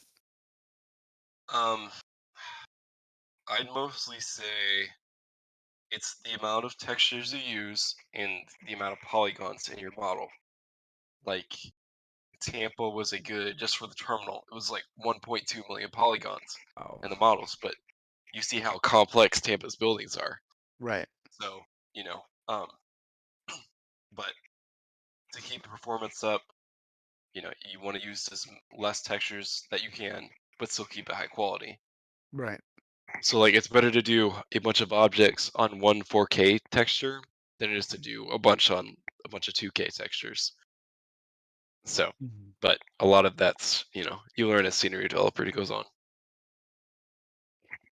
Interesting. Interesting. Because sometimes, in an airport, when you fly in and out, you're looking one direction, everything is fine. You look to another direction, all of a sudden you're like, geez, what happened? My scenery just took my frame just took a dive, you know. Well, a lot of it is due to the way X-Plane loads in scenery. I hope they fix it in X-Plane 12, but you get a little lag spike on landing, even in the most optimized of airports. I noticed that I got disconnected from VATSIM today, landing in Seattle, right when I touched Yep. down. It was lots of fun. So, that's what I'm hoping they fix. So what How do you, close? sorry, what do you recommend on our end when we turning down settings? We need to turn down the number of objects, the texture quality, like which one is going to help us the most at optimizing so that we could get the better Good frames? question. I'd say mostly I would start with the number of objects, but I also wouldn't recommend turning on is it HDSR or something like HDR? that. It's that top slider. Um, yes. So like you can and don't max out your textures either. Like Oops. because that'll I mean you I mean, can unless you're yeah XP. I would say unless you have a beast of a graphics card, don't Unless you're do it. Geo. Okay, got you. Yeah, Is it the SSAO? That's the one that I don't think so. uh, Yeah, don't max that out because that kills They should performance rename that completely. thing the NVIDIA 3080 Geo. I'm literally loading up my X-Plane right now just to make sure my settings are correct before I get these. Everybody get your Oh, settings out. look, this is actually important information for us as simmers to understand, Seriously. what Well, sliders well, I affects mean, what. another thing I would mention too is like when you fly into a bigger city, Mhm. um, I would really recommend turning down like your objects from max to high or medium, just because I get a lot of like, oh, Baltimore has bad FPS, but then they fail to realize is that Baltimore is literally in the middle of a giant city, so so it's like when you load up the 40,000 houses on top of that, and then you have the water and all that, it adds up. So, uh, like, or you go to like New York, No, slide the no. sliders down. AKA LAX on a 20-mile final. Yeah, Yes. Yep. That's why I that's don't Exactly. fly to LAX. wow, wow, wow, wow. Is that so? And All right. JFK. Or actually LaGuardia. That's for me, Jeez. I love LaGuardia, JFK, LAX, but I cannot fly there on my current system. It just won't work. It'll be a slideshow. Jeez. What about number of objects? Do you max that out or do you medium? What do you do with number of objects? If you said it already. I usually just run it at high, but I'm on a um what was it i9 990K I think, or 1090K, Ooh. and then I have a 1080 Ti. So Uh-huh. like Okay. I'm like medium high specs. So Would it be a good idea as a developer to like for your sceneries put your recommended settings or it doesn't matter because different people have different graphics card? I mean most of the time it's just good with their settings as is. Right. I mean, I just make sure you have a graphics card with at least 2 gigs of VRAM on it, obviously, and you have the hard disk requirements for spacing. But other than that, you can do whatever you want. And what about memory? How much of a difference does that make on performance? For X-Plane, I think it does a huge improvement. I noticed it when I went from 16 to 32 Mhm. because with the RAM, you're loading in all the houses and all the other stuff too. Ah. So, you know, I eventually probably want to go to 64, but Oh. Woo. Whoa there. Bring it back. Bring it back. well, remember, I got a text program running, I got Blender running, I got Discord, Yeah, yeah. you know. So, but I mean, I like to think of it too, though, is that I want to see what the average customer has for a computer and see what the performance is on that. because the high spec guys, they'll always get good performance on anything. But if you have like like a 1060 or like a 1050, you know, that's going to be a huge difference from a 1080 Ti. So Mm, I kind of want to be in the middle of the road kind of thing. gotcha. And we're talking to the right person, guys. I mean, this is an IT major here, so I feel like this is right up your alley, man. And I think this is honestly like, I mean, I'm sure you probably wouldn't claim yourself to be an expert, but still, it's like even this little bit of information is super helpful because everyone is just fighting for that extra frame. No matter what their Yeah. system, no matter how good or bad, like you just kind of want that extra FPS. Like me, I'm happy to have 30. Like 30, I'm like, yes, this is a good day. But some people are like, oh my god, I dropped to 59. It's a horrible flight. I'm like, come on, man. Yeah, man.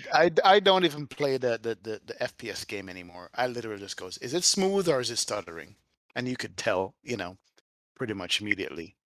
But I think the thing I hate most about sceneries is just looking in one direction and it's good, and the other direction and it's horrible. Yeah. You Mhm. know, it's almost like they have something concentrated in that, and as you said, it's probably just a different detailing on the building or something. Well, that makes a question because I know on like a lot of developers they make the mistake of I'm gonna do the terminal well, but then I'm gonna say screw it to the cargo terminal, aka Atlanta. From Mhm. you look at it and you're like, okay, the terminal's really cool, but you go to the cargo ramp or like Chicago and it's like really bad for the Right. cargo area. So I like to concentrate on both because your two primary simmers are cargo and commercial. So, Right. you know, I don't see why you should lose focus on, other hangars just because people don't use them as much, you know. True. True. Hey, what True. if you want True. to fly a private jet into an international airport? That FBO better be looking nice. Signature Atlantic, over there. Yep. Yep. Man. That's what I liked Man. about your New Orleans scenery, actually, because I flew airliners into there, but I also like to fly, business jets in and be able to fly in and park on that. I think it was a signature ramp over there next to the terminal, Yeah. so it Yeah. was really nice. Mhm. So, Nah, good stuff, man. I like that the fact that your website, when you log into your account, there's a major website that doesn't do that, but it shows you what you already have, you know, and you can yep. re-download stuff. I mean, that's very important. That's why I suggest you guys go to Vertical Sim's website directly, verticalsims.com. It's just easier. You can manage to look at all the stuff that you have. If there's how often do you update, by the way? Talk about that. How often do you update stuff? Um, I mean, I don't really update unless it really needs it. I Gotcha. will update it when an airport releases if it's something major that breaks. Being Omaha was actually a perfect release. Nothing actually broke on Omaha. Wow. At least some like there's little minor things, but it wouldn't be worth re-downloading an update for it, you know. Um, but most of the time it's usually just version 1.1 and then that's it for another year. But then you have airports like Tampa where they completely throw in another taxiway bridge and 5 more office buildings and a water utility plant. It's like, okay, I'm just gonna wait for them to finish that and then I'll put it in an update. Or like BWI Pro, where they completely like practically took it from the ground up and made it look nice to Did my you new really standards. rebuild that airport? I think the only thing that went over was the terminal, I think. But even then, I like redid all the textures. None of them are the same. Wow. And I mean, you could tell the difference. You look at Baltimore V1 versus that, and you're like, oh, yeah. So you know, Nice. Wow. Wow. Well, I'm appreciated so much, man. This is what I wanted when we asked you to come on the show, is just to give us a little bit behind the scenes of how you get stuff done, what's it like between Microsoft and Explain, what causes my damn frames to tank in an airport, and so forth. This is what I wanted to find out. It's good to talk to a developer that is able to share that stuff with us, because a lot of times we're out here in the sim world, have no idea, and we might talk bad about a developer or curse a developer and not knowing the struggles yep. they have to go through to make stuff done. I mean, what's the feedback you get on your stuff? I mean, how do you deal with negative comments or negative critiques of your airport? How you deal with that stuff? It's really funny you asked that because as some of my friends say, sometimes I get really like heated for a little bit. Someone's like, because I think my issue is a lot of people like to point out like the littlest of things. They're like, oh, this isn't exactly 100% like it is, and something like that. And it's like you hate yourself, but it's also like you're gonna really find the smallest little things, versus I spent 4 months on this and that's that. So, but I've learned to, do that and, to take it more positively and saying like, okay, I disagree with you on this, but I will try and work out a compromise, because I know the big thing now for Microsoft is you got to put interiors on everything, but it's like you can't Mm, do that. You can't do that next plane because the performance isn't there. So, like I try to find compromise with everything, and you don't. I learned to not, take it so close to the heart when it comes to those things because some people are just like that in the world. So you just kind of have to brush it off and look at actually valid responses and feedback and not, petty people and just continue what you're doing. I- Yeah, because like imagine if what Walmart and Google took from all their negative reviews you see online and stuff like that. They don't take it to heart, you No. know. they So don't care. yeah, Yep, so definitely. Wow, wow, So wow, wow. before we move on, I just want to talk really quickly about the future. I know that I believe you announced you're working on a new airport, right? Can you say what that is? Is that public? I don't know. I actually did announce Boise back in May, so that's the current project right now. I'm hoping to release it within the next 2, 3 weeks, something like that. Maybe next week if I'm really lucky. And so that'll be the last one for this year. Oh. So I'm hoping it'll be a good Christmas present for everyone. So, but then after that, I have no idea, no clue yet. I don't know if PMDG is going to be coming out by the end of the year. Probably not at this point, considering it was supposed to be back in May or June. So I'm thinking it's going to be another X plane. And I was actually looking at doing another big one like Tampa. I don't know which one yet. Houston. Um, I've had a lot for Houston. There's so much for Houston. I will It's say I don't know if you know between this. Houston. I've so many Houston, Charlotte, Nashville. Palm Yeah, Beach. Come on, man. not as much as Charlotte. No, Charlotte is a big one on the East Coast I'll too. say this that Yeah. how do you I guess because you mentioned Houston and I actually learned not long ago because Houston is my home airport, IH specifically, not HOU, because you already have a amazing free version of HOU actually.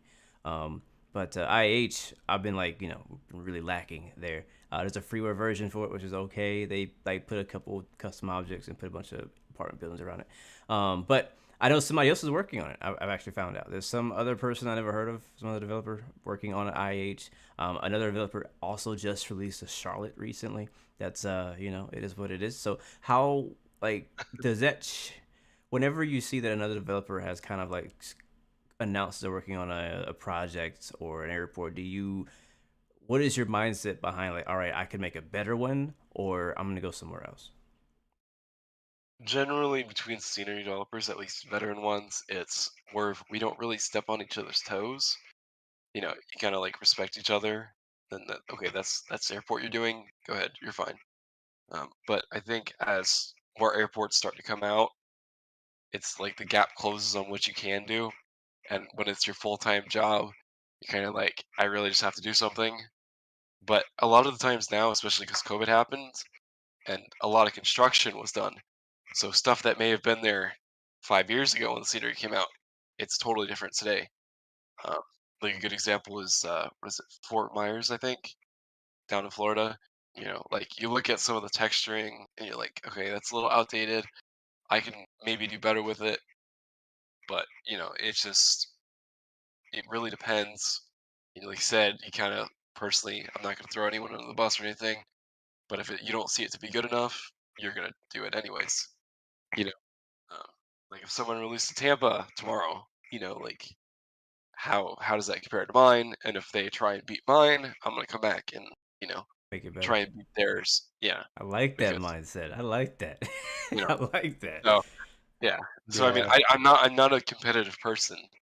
So it's more of like, okay, I worked hard on this, and you're trying to show me up on it.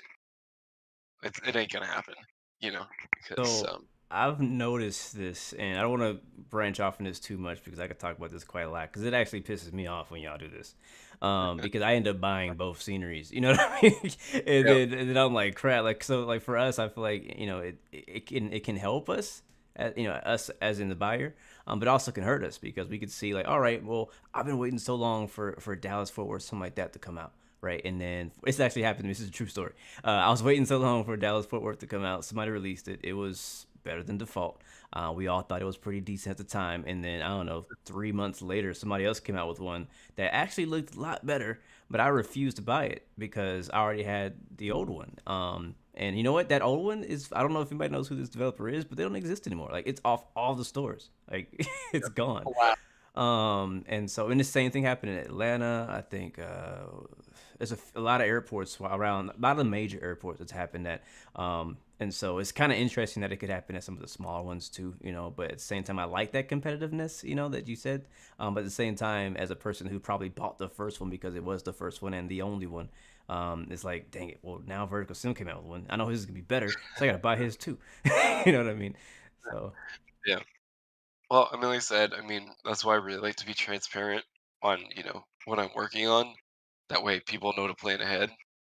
Like as soon as they start an airport, you know, I mean, I know Mr. X does it when he's really close to release, but it's like I'd rather people know ahead of time, so they could put, if they want to put money away, or something like that, they have the time to do so. Or if they want to hold off on buying an airport, they can do so, you know. Um, but you know, it's just you can't really know 100%. Yeah. Question for you. Somebody in the chat says, how about the Caribbean? Have you ever thought about doing any Caribbean airports? At least the destinations where, there's like a lot of tourist activities. Anything in the Caribbean at all, or no? Not yet.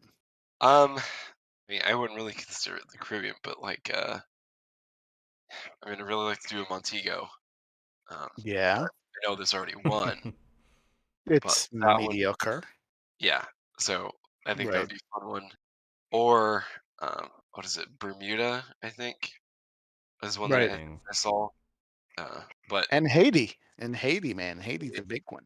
uh, I think there's also Havana. I don't think this is Havana anywhere. Why No. don't we have a Havana? That is such like I don't know, it's just like in a prime position to get to from Miami, Okay, from the well, the one Caribbean. question that you guys probably know is I've had, at least in the Caribbean wise, MDSD is the most requested I've got down there. Can you like explain like what what's so like popular that one? Dominican It Republic. is it's a tourist attraction, it's a tourist destination. There It's a actually DR. is a version on Microsoft already, I believe. Yeah. Well, I Um, think yeah, because I think I almost converted guys to X-Plane, but yeah. you know, Las Americas International, man. It's a good one. It really is, and it's just tourists going in and out here like crazy. That's what I'm saying. If we could do the Caribbean ones where there's a lot of tourist traffic, a lot of guys from Europe love to fly to the Caribbean because for them there's a lot of real world flights that do that out of England, out of Germany, out of Long hauls. France, Yeah. hmm long hauls into those places too. So, you know, man, you're not gonna have time to finish developing scenery for the next 20 years. Once you do all of them.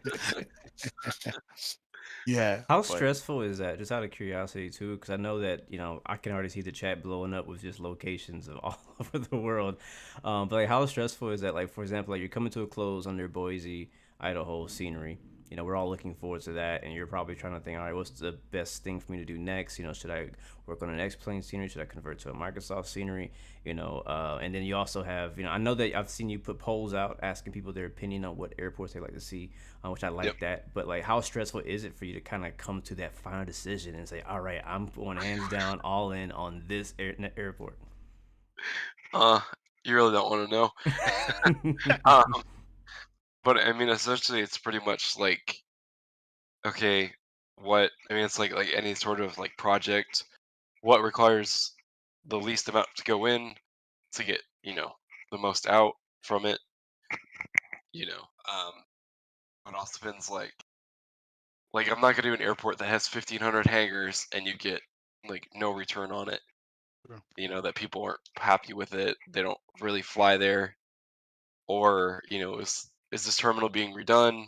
Because like you look at Kansas City, their circular terminals completely being torn out. So you don't want to like force yourself to do that and everything like that, and then you get screwed over. So you kind of have to look at it and say, what would be worth my time? What can I feasibly get done?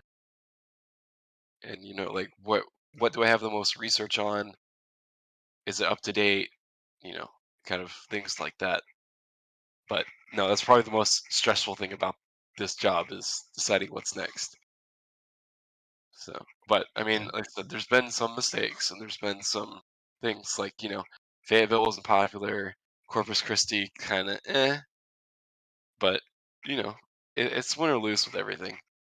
So, you know, Yeah, Corpus Christi's been on my wish list because I live in Texas, so I'm trying to find more places to fly to out of Houston that aren't 3 hours long. So Right. Corpus Christi is just and, right and, down and I there. mean, like I said, I like to see like I wish I had some kind of live software to say, okay, these are the people flying to my airports, but you just don't know. So, True. sometimes I like to span YouTube and see what people are using, but you just don't know. So I That just would have be to go a myself. nice piece of software to have to say, all right, this is how many simmers are flying to this city. You could probably use like VATSIM or something like that to find that out. Yes, I mean I like to go by official recorded passenger counts, but which one has the most amount of airlines and routes and things like that. Um, or like you just kind of think like, do most people know Fayetteville, North Carolina, or do they know, Tampa? More people are Right. going to Right. Tampa. So, but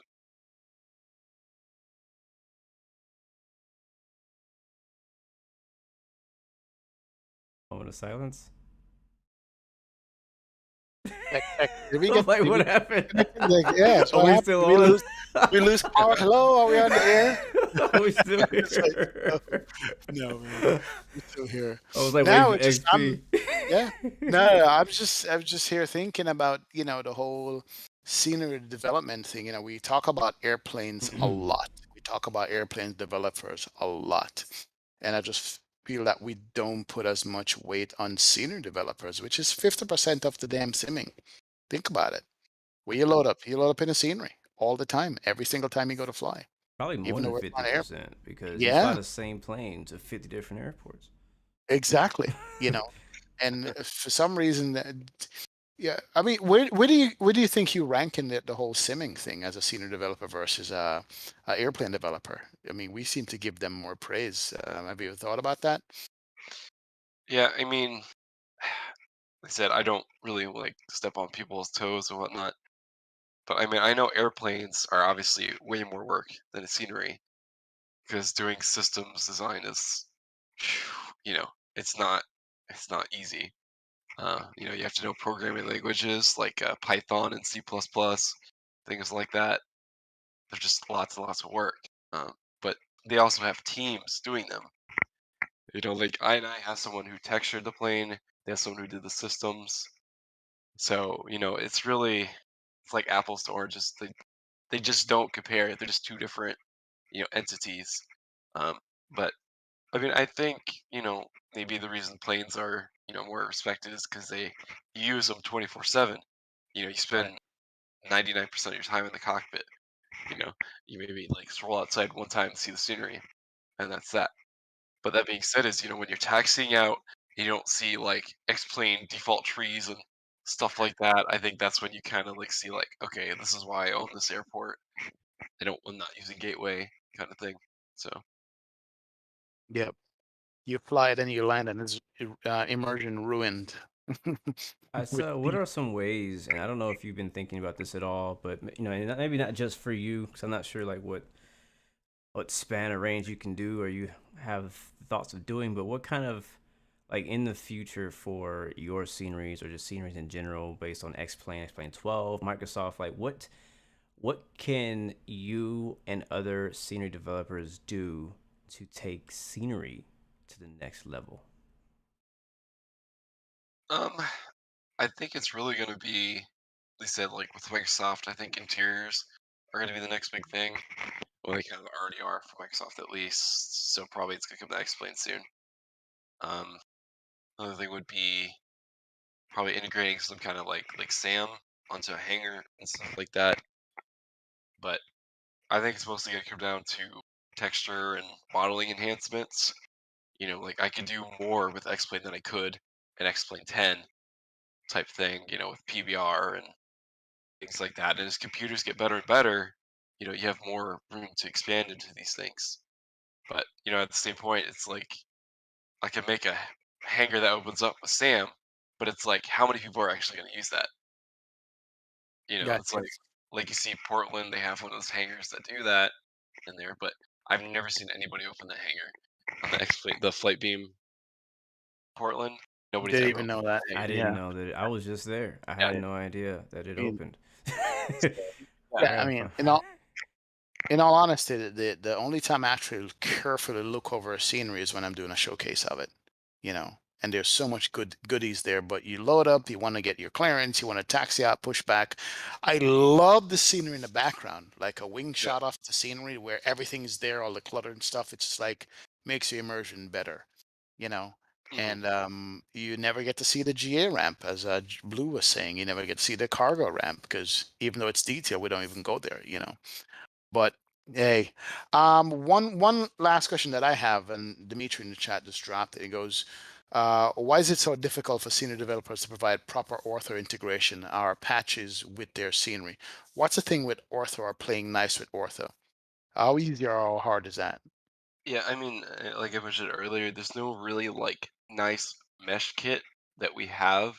It's literally like sitting in there and typing in numbers like 23.45 and then 26 point whatever, and you have to slowly like make your way up Mm, to learn how to use just numbers to make a 3D mesh, which really doesn't make any sense, right?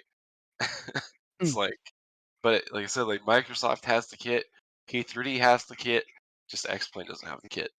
And when you're trying to integrate it into Ortho for XP, and you wouldn't believe how many support questions I've gotten on Tampa with the bridge that goes over the highway because people don't want to read manuals and stuff like that. So you try to make it easier, but the way Xplane does it, you have to build it into Ortho for XP.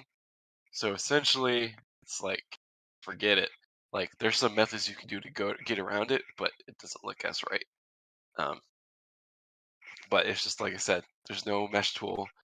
So it's really a pain in the you know what. So I'm gonna be knocking at Austin's door like 24/7 yeah, to get it absolutely, done. absolutely. Do it. Do it. All right, we're actually at what, 2 hours? Holy crap, man! You Almost. talk a Jeez. lot. You talk a lot, Vertical. Jeez, man. You kept us on here forever.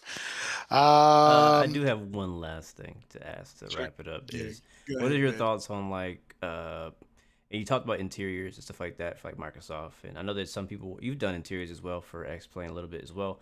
What do you think about like character modeling and people and animations Hmm. of either objects or animating people? I mean, P3D has this already. There's been a few aspects in Microsoft now, a few sceneries out there who've modeled, people walking or animating around or standing, whatever. The quality of that's been gotten a little bit better. So, what are your thoughts on that? And do you think that that can progress even more to get something more of a P3D level where we're seeing more, more lively terminals and ramps? Yeah, like you said, I think X-Plane's really lacking the performance to do that yet. Maybe it'll change with X-Plane 12. Um, but I think maybe a lot of people see it as like it's not really worth the performance of that. Like interiors are one thing, right? Because when you park at night, you see the inside. You see the Quiznos in the back or something. That's that. But at least for right now, I think it's still maybe a good 2 or 3 years away before maybe people do something like that. It might never become a thing because, like I said, most people literally just sit in the airport terminal on their phones. So, when I see like scenery developers making them like jumping around doing like high fives in the terminal waiting for a plane, it's like, eh. I mean, I think honestly, I think Nimbus, for at least for X-Plane, has the best when it comes to that. I mean, because he does little things like a guy flipping through a newspaper and Yeah, stuff like that. But X-Plane's animations are just very limited right now because they don't have what's it called? It has to do with bones. Like they're I forgot the name of them, but they're like logical I know bones. what you're talking about. Dang, I forgot the Yeah. name too. Um, but essentially that's the issue with X-Plane right now. So you can't have a proper like walking animation yet. So that's again what I'm hoping maybe will change. But that's right now. I think interiors are enough, and I like to have a congruent approach where the hangars, the FBOs, all that has the same level of quality, rather than BSing the hangars just to add animated people into the terminal. It's just I think I try to go with what most people see as that, and that's what I've at least heard is people they want high quality buildings versus John Foreman walking through the terminal. You know, so. got you. Wow. So it's a trade-off basically at this point with X-Plane itself. Yeah, so Got we're waiting to see what changes, essentially. you. All right. So, 12's coming. What are your hope? What are your hopes for X-Plane 12, and what are your hopes for Microsoft in the coming 6 months to a year? I'd say for at least we'll get better like scenery tools. Better scenery tools. Hey, It's such a nerdy thing to say, but it's, got you. it's true. Find ways to make our lives, a little bit easier and whatnot. But I mean, if it is what it is. After doing it for 3 years, you're like, okay, I've already accepted the films and all that, and but that's just part of life. Nice. So, but Ladies and gentlemen, the man, the myth, the legend himself, Mr. VERTICALSIM. Thank you, brother, so much for coming on the stream, hanging out with us, talking for 2 hours. Jeez, man. VerticalSims.com. You've given us so much great sceneries, and I love your website, by the way. I'm going to talk to you about that because I need one that looks like that. And thanks so much for just sharing behind the scenes, man. Blue. Yeah, man, same thing, man. This is definitely an honor to have you on with this. I mean, I've always appreciated your scenery, flying in and out of them, and also appreciating your price point. I want to praise you for that. We didn't mention that much, but being able to have affordable scenery as well, that doesn't like really just make you grit your teeth when you buy it, you know. Sure. But yeah, it's just definitely an honor, and thank you, man, for coming on the show. And I was definitely looking forward to it, man, and great to hear your perspective on everything. And looking forward to seeing your Boise, Idaho coming soon, and anything else you drop, man. I'm probably gonna buy some more of your old stuff too. To be honest. Good stuff, man. Good stuff. Wow. All right. I'm going to go finish out my downloads on your site right now because I had some stuff that I haven't downloaded for my new computer. So I think I'm going to jump back into Tampa and crank it up and see what it looks like with this new rig I got. It's going to be good. Oh, man. Blue, what you got coming up tomorrow? Tomorrow we'll be back on Microsoft Flight Simulator. Most likely in a fly-by-wire A320. You know, the GOAT of MSFS right now. And yeah, so I'll be there. It'll be 11 a.m. Eastern, 1500 Zulu. What about you? My last stream was supposed to be yesterday or the day before. I'm actually considering doing one before I leave because I'm leaving for the weekend. No more streams until Monday. Wow. Hand of God is saying no, and I'm thinking that there's going to be a good computer here to use, but I don't know. We'll see what happens. We'll check your stream out more than likely, if anything, man. That's it, man. We're gonna go away for the weekend, guys. We'll be back on Monday. Absolutely. I actually just found out that I got a trip. I'm leaving Sunday night. Won't be back till like Wednesday. So yeah, but it'd be good. Definitely watch the Instagram. I'll be posting lots of stuff for my trip, so stay tuned for that. Nice. All right, gentlemen, ladies, thank you so much. we are going to be out till next Thursday. Again, we have another Blue-XPerience. We'll just keep the guests rolling in. We'll keep the commentaries coming in. And thank you so much. And as Blue would say, I can't remember it. Go ahead, Blue, and say it. Remember, you have 3 choices. Give up, give in, and give it all. You got peace, love, and God bless you. We will see you guys next time, next video. We out. Good deal. Bye.